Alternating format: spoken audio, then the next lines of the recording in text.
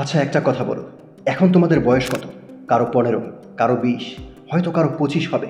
আর তোমাদের মধ্যে অনেকেরই স্বপ্ন হবে যে যত তাড়াতাড়ি সম্ভব আমাদের কাছে এত টাকা হোক, যাতে করে আমাদের আগামী সারা জীবন কোনো কাজ না করে, কোনো পরিশ্রম না করে আরামে আয়েসে কাটিয়ে দিতে পারি। ভাবতেই কত ভালো লাগছে, তাই না?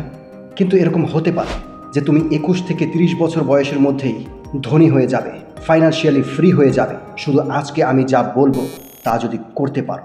একটা রিপোর্ট অনুযায়ী জানা গেছে প্রতি বছর 50 লাখেরও বেশি স্টার্ট আপ শুরু করে মানুষ, কিন্তু যতগুলো স্টার্ট আপ শুরু হয় তার মধ্য থেকে শুধু 10%ই সফল হয়, আর বাকি 90% ধ্বংস হয়ে যায়।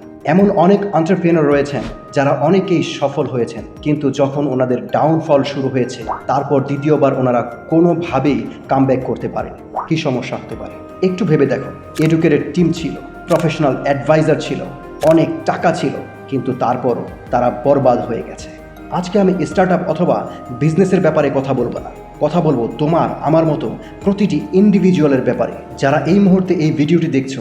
আমি তাদের পার্সোনাল ফাইন্যান্সিয়াল সাকসেসের মোটিভ থেকে এই ভিডিওটি বানিয়েছি। কিন্তু শুরুতে এটা জানিয়ে দেওয়ার মোটিভ ছিল যে কিছু ব্যাপার যতক্ষণ পর্যন্ত তুমি না বুঝবে ততক্ষণ পর্যন্ত তুমি ফাইন্যান্সিয়াল প্রবলেমের সাথে জড়িয়ে থাকবে। যদি তোমার কাছে অনেক টাকা এসেও যায় তারপরও তুমি সেগুলোকে মেনটেন করে রাখতে পারবে না। আমার সেই ব্যক্তির নাম ঠিক মনে নেই, কিন্তু আমেরিকাতে একজন ব্যক্তি ছিল যে ময়লা পরিষ্কার করার কাজ করত, পেশায় একজন সুইপার ছিল। একবার তার বিশাল অ্যামাউন্টের একটা লটারি লেগে যায় আজ থেকে 20 বছর আগে, কিন্তু সে তার টাকাগুলো খুব বাজেভাবে ব্যবহার করেছে, যেমন জুয়া, পার্টি আর মেয়েদের পিছনে নষ্ট করেছে। আর আজকে 20 বছর পরে সে ওই ময়লা পরিষ্কার করার কাজই করছে অ্যাজ এ সুইপার। এতক্ষণে তুমি হয়তো বুঝেই গেছো ফাইন্যান্সিয়ালি ফ্রি হওয়ার জন্য ফাইন্যান্সিয়ালি এডুকেটেড হওয়া কতটা জরুরি। আজকে তোমাদের সাথে আমি এমন 10টি পাওয়ারফুল টিপস শেয়ার করব যেগুলোকে ফলো করে তুমি 21 থেকে 30 বছরের মধ্যেই ফাইন্যান্সিয়ালি ইন্ডিপেন্ডেন্ট হয়ে যাবে। ফাইন্যান্সিয়ালি ইন্ডিপেন্ডেন্ট হওয়ার মানে হলো এই যে এখন থেকে তোমাকে আর জীবনে টাকা পয়সার জন্য কখনো স্ট্রেস নিতে হবে না, আর যে কোনো কিছু কেনার আগে তোমার ওটার প্রাইস ট্যাগ দেখতে হবে না। এই 10টি টিপসের মধ্যে সব কিছু কভার হয়ে যাবে। So let's get started. Tip number 1, analyse your current financial situation. যদি আমি তোমাকে জিজ্ঞাসা করি তোমার নেট ওয়ার্থ কত, বর্তমানে তোমার কাছে কত টাকা আছে, 2 লাখ, 3 লাখ, 5 লাখ, এই ইনকামটা হলো যেটা তুমি হয়তো 1 বছরে করো। তো শুরুটা তোমার ফাইন্যান্সিয়াল কন্ডিশনকে অ্যানালাইজ করে করতে হবে। তুমি কোথায় পৌঁছাতে চাও এটা রেকটিফাই করো, আর আজ তুমি কোথায়। যখন তুমি তোমার আজকের নেট ইনকামকে অ্যানালাইজ করবে তুমি অনেকগুলো জিনিস জানতে পারবে যা থেকে তোমার মাইন্ডসেটের ওপর বড় একটা ইম্প্যাক্ট পড়বে। যেমন তোমার খরচ কত, তুমি কত টাকা বাঁচাতে পারছো, তোমার কাছে সেফটি অপশন কয়টা আছে, আর তুমি কাজ না করে কত মাস পর্যন্ত সার্ভাইভ করতে পারবে। তো এই জিনিসটাকেই ফিগার আউট করো, যা তোমার প্রথম স্টেপ হবে এই ট্র্যাকে সামনে এগিয়ে যাওয়ার। টিপ নাম্বার 2, বিল্ড কানেকশনস। যদি বড়লোক হতে চাও না তাহলে বড় বড় লোকেদের সাথে কানেকশন তৈরি করা শুরু করে দাও। লয়ার্স, ব্যাংকার্স, ডক্টরস, এমন মানুষ যাদের এই সম্বন্ধে ভরপুর নলেজ আছে। বড় কানেকশনগুলো ঠিক এভাবেই হেল্প করবে যেভাবে 15 তলা বিল্ডিংয়ের সবচেয়ে উপরে যাওয়ার জন্য সিঁড়ির তুলনায় লিফট বেশি হেল্প করবে। পরিশ্রম কম, টাইম কম, আর উন্নতি অনেক বেশি। কানেকশন তৈরি করা কিন্তু অতটাও ডিফিকাল্ট নয়, শুধু তোমার কমিউনিকেশন আর মাইন্ডসেটকে ইমপ্রুভ করো আর নিজেকে ওই এনভায়রনমেন্টের ভেতরে ইনসার্ট করা শুরু করো। আজকের যারা বিলো অ্যাভারেজ মেন্টালিটির মানুষ আছে তাদের থেকে নিজেকে দূর করো, তাহলে তুমি নিজের মধ্যে একটা অন্যরকম চেঞ্জ দেখতে পাবে। টিপ number 3, invest in yourself. Robert Kiyosaki সাহেব বলেছিলেন, investing in yourself is the biggest asset than any other else. নিজের ওপর করা ইনভেস্ট হলো সবচেয়ে বড় সম্পত্তি। মুকেশ আম্বানির কাছে যদি 11 লক্ষ কোটি টাকার সম্পত্তি থাকে না, তাহলে তার কাছে কমসে কম 12 লক্ষ কোটি টাকার মন মানসিকতা আছে। তুমি কত টাকা কামাবে এটা সবসময় তোমার আপ স্কিলসের ওপর ডিপেন্ড করে। নিজের উপর ইনভেস্ট তুমি কিছুটা এভাবে করতে পারো। টেকনোলজি ট্রেনিং প্রোগ্রাম জয়েন করতে পারো, শেয়ার মার্কেটের কোনো একজন এক্সপার্টের সাথে থেকে সেগুলোকে স্টাডি করতে পারো, সোশ্যাল অ্যান্ড সেলস স্কিল শিখতে পারো, কোথাও ট্রাভেল করতে পারো। স্কিলস তোমাকে টাকা সরাসরি ব্যাংকে পৌঁছে দেয় না, বরং তোমাকে মুক্ত করে দেয়, তোমাকে ফ্রি করে দেয়, যেটা দিয়ে তুমি অনেক কিছু করতে পারবে, যা দিয়ে তুমি হয়তো একজন সাধারণ ব্যক্তি যেখানে 40 বছর পর পৌঁছাবে সেখানে তুমি মাত্র 4 বছরেই পৌঁছাতে পারবে। টিপ number 4, increase source of income. প্রতিটি মানুষের জীবনযাপন করার ধরন আলাদা হয়ে থাকে, কিন্তু একটা কথা আমি ক্লিয়ার করে বলতে চাই, যদি তুমি সত্যিকার অর্থে বড়লোক হতে চাও তো তুমি কখনোই একটা জব করে বড়লোক হতে পারবে না। এটাও জরুরি না যে তোমাকে বিজনেসই করতে হবে, কিন্তু এভাবে মাল্টিপল অপশন ক্রিয়েট করে তুমি তোমার জন্য স্যালারির পরিবর্তে এমন আরও অনেকগুলো স্যালারি জেনারেট করতে পারবে। Multiple source of income at a time তোমাকে একটি পাওয়ারফুল ফিগার দেবে। এজন্যই নিজেকে আপ স্কিল করে ইনকামের সোর্সগুলোকে আরও ইনক্রিজ করো। টিপ number 5, convert your active into passive income. কাজ ধরবে, কিছু সময় করবে, তারপর অন্যদেরকে শিখাবে, আর তারপর তাদেরকে হ্যান্ড ওভার করে দিয়ে আবার একটা নতুন কাজ ধরবে। এটা হয় যখন আমরা আমাদের অ্যাক্টিভকে প্যাসিভ ইনকামে কনভার্ট করি।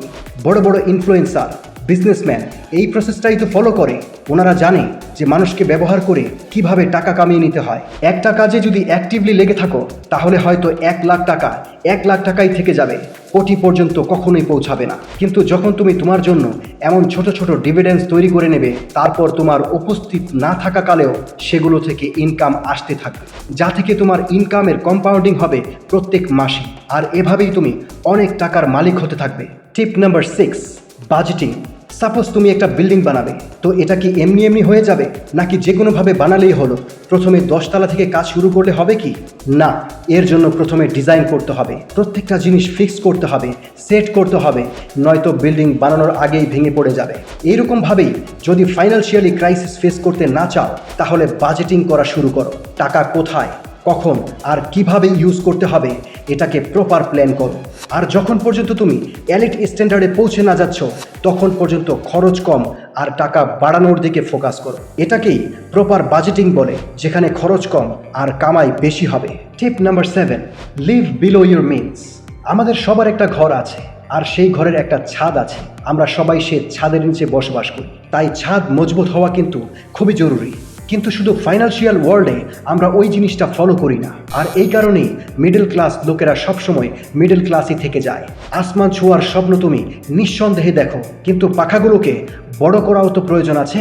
সহজ ভাষায় যদি বলি তাহলে খরচ তোমার যোগ্যতা অনুযায়ী করো।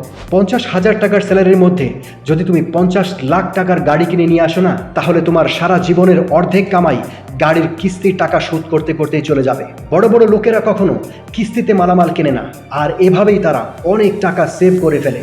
আর মিডল ক্লাস লোকেরা কিস্তি দিতে দিতেই জীবন যায়। তাই শখ বড় করার আগে তোমার যোগ্যতাকে বড় করো। টিপ নাম্বার 8, অ্যাভয়েড ইম্পালস পারচেসিং। মানুষকে দেখানোর জন্য, শো অফ করার জন্য কোনো জিনিসপত্র কেনা, যেমন এক্সপেন্সিভ ফোন, দামি ঘড়ি বা জুতা, এই ধরনের ফালতু খরচ থেকে একদম দূরে থাকো, যেগুলোর আবেগী চাহিদা মাত্র 1 সপ্তাহ অথবা 1 মাসের মতোই থাকে। এজন্যই একজন ইনভেস্টর বলেছিলেন, যদি তুমি কোনো জিনিস কিনতে চাও আর তুমি কনফিউজড হয়ে আছো তাহলে তুমি 1 মাস অপেক্ষা করো, আর যদি 1 মাস পরেও তোমার মনে হয় যে সেই জিনিসটা তোমার কেনা খুবই প্রয়োজন তাহলে তুমি কেনো, নয়তো না কেনো। এভাবে তুমি অনেক ধরনের ফালতু খরচ থেকে বেঁচে যাবে। টিপ number 9, enjoy on ডিভিডেন্ডস rather than income. তুমি কত টাকা কামাও এটা হলো তোমার ইনকাম, কিন্তু তুমি তোমার ইনকাম দিয়ে যেটা কামাই করো সেটাকে বলা হয় ডিভিডেন্ডস। যেমন তোমার স্টকস থেকে যেটা রিসিভ করো, ফ্ল্যাটের রেন্ট, কমিশন, এগুলো দিয়ে এনজয় করো। মানুষ তাদের ইনকাম দিয়ে এনজয় করে, যেটা হচ্ছে একেবারেই বোকামি। এজন্যই টাকা কামাও, সেটা কোথাও ইনভেস্ট করো, আর তার থেকে যে ইনসেন্টিভ আসবে ওটা দিয়ে এনজয় করো। টিপ number 10, start your own business. যদি তুমি তাড়াতাড়ি বড়লোক হতে চাও তাহলে এটাই একটা অপশন। যে কোনো ধরনের বিজনেস ওপেন করো যেটাতে তোমার ভালো ব্যাকগ্রাউন্ড অথবা নলেজ আছে, যেখানে তুমি অনেক ব্রড আর লং ভিশন চিন্তা করতে পারো। মার্কেট ট্রেন্ড জানার চেষ্টা করো, আর সেই অনুযায়ী ক্যাপিটাল কালেক্ট করে বিজনেস শুরু করো। নিজেকে সিকিউর করতে চাইলে এখানে দেওয়া প্রতিটা আইডিয়াই তোমার জন্য ফিট হবে। কিন্তু যদি তুমি চাও যে তোমার বংশধররাও ওয়েল সেটেল থাকবে আর তুমি একটি ওয়েলদি ফ্যামিলি ক্রিয়েট করবে, তাহলে বিজনেস হচ্ছে একমাত্র অপশন। এছাড়াও তুমি বিজনেস স্কুল জয়েন করতে পারো। এমনি এমনি কথা বলা এক জিনিস, আর এক্সপার্টিস হলো অন্য জিনিস। ঘরের বাথরুমে গোসল করা আর সুইমিং পুলে গোসল করার মধ্যে পার্থক্য তো অবশ্যই আছে। ঠিক ওভাবেই যদি বিজনেস শেখার প্রশ্ন আসে তাহলে কিছু টাকা জমাও, একটি সিলেক্টিভ এবং ভালো ফিডব্যাক আছে এমন একটি বিজনেস স্কুল জয়েন করো। সেখানে তুমি অনেক বেটার লার্নিং পাবে বিজনেস সম্বন্ধে, যা থেকে তুমি বহু বছরের এক্সপিরিয়েন্স অল্প কয়েক বছরে অর্জন করতে পারবে। কিন্তু এর আগে তোমার কিছু বেসিক জানা থাকা দরকার, আর তার সাথে কিছু টাকাও থাকা দরকার। প্রথমে সেগুলোকে অ্যারেঞ্জ করো, and then just go for it. আরেকটা কথা, একটা ভিডিও বানাতে অনেক পরিশ্রম হয়। যদি তুমি এই ভিডিওর মাধ্যমে একটুও নলেজ পেয়ে থাকো তাহলে ভিডিওটি সবার মাঝে শেয়ার করে দিয়ে চ্যানেলটিকে সাবস্ক্রাইব করে রেখো। দেখা হবে পরবর্তী ভিডিওতে।